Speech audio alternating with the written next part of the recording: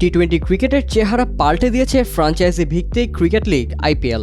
Run বন্যার এ লিগে মারমুখী batter কিংবা রহস্যময় বোলারদের ছাড়া বাকিদের খেলার সুযোগ নেই বললেই চলে। সবশেষ আইপিএলে ওভার প্রতি উঠেছে 9 রানের বেশি। তাই এবারও ফ্র্যাঞ্চাইজিদের চোখ থাকবে সেসব ব্যাটারদের উপর যারা বেশি হাঁকাতে পারবেন বাউন্ডারি। এমন বাস্তবতায় এবারের আইপিএলে অলরাউন্ডার সাকিব আল হাসানের খেলার সম্ভাবনা কতটুকু? প্রশ্নটির উত্তর অনেকটাই অনুমেয়। এবার নিলামে ফ্র্যাঞ্চাইজিদের পছন্দের তালিকায় অবশ্যই প্রথমে সারিতে থাকবেন না সাকিব। মূল কারণ হিসেবে অনেকেই সামনে আনছেন তার ব্যাটিং ও বোলিংয়ের পারফরম্যান্স। কেউ কেউ অবশ্য বলছেন বয়স বেড়েছে সাকিবের। বাঁহাতি অলরাউন্ডার আছেন 40 থেকে মাত্র 3 সংখ্যা পেছনে 37-এর ঘরে।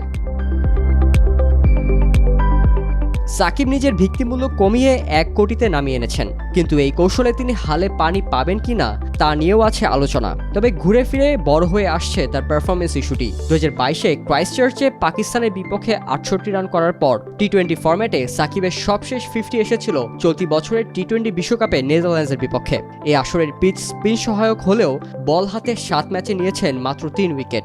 অনেকে সাকিবকে বোলিং অলরাউন্ডার মানলেও আসলে সেখানেও নেই সেই পুরনো ধার। এবার আলোচনায় আসা যাক সাকিবের আইপিএল ক্যারিয়ার নিয়ে। 2012 সালে কলকাতা নাইট রাইডার্সের হয়ে অভিষেক হওয়া এই অলরাউন্ডার আইপিএলে মোট ম্যাচ খেলেছেন 71টি, 124 স্ট্রাইক রেটে রান করেছেন 793 আর উইকেট তুলেছেন 63টি, হাফ সেঞ্চুরি করেছেন মাত্র 2টি। সাকিবের সবচেয়ে সফল আইপিএল মৌসুম ছিল 2018 সাল। সেবার সানরাইজার্স হায়দ্রাবাদের হয়ে 17 ম্যাচে ব্যাট হাতে 239 রান করার পাশাপাশি উইকেট নিয়েছিলেন 14টি। স্ট্যাটিস্টিক্যালি রান বেশি মনে হলেও সে মৌসুমে সাকিব ম্যাচও খেলেছিল বেশি। সেবার নিয়মিত মিডল অর্ডারে ব্যাটিংয়ের সুযোগও পেয়েছিলেন সাকিব। ওই মৌসুমে খেলা 14 ম্যাচের মধ্যে 9 ম্যাচেই ব্যাট করেন 5 নম্বরে।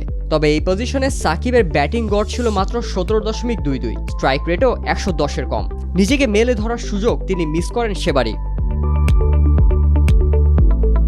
ক্যারিয়ারে প্রথম দিকে অল্প সুযোগে ভালো খেলেছিলেন সাকিব, তবে নিজেকে কখনোই আইপিএল তারকা বানাতে পারেননি তিনি। ক্যারিয়ারের সেরা সময়েই সাকিবকে ঘিরে কোনো দল বিশেষ পরিকল্পনা করেনি। তাহলে ক্যারিয়ারের শেষ বেলায় এসে যখন আইপিএল ফ্র্যাঞ্চাইজিরা মারমুখী ব্যাটারদের খোঁজে, তখন সাকিবকে নিয়ে নিলামে কারাকারি কেই বা করবে?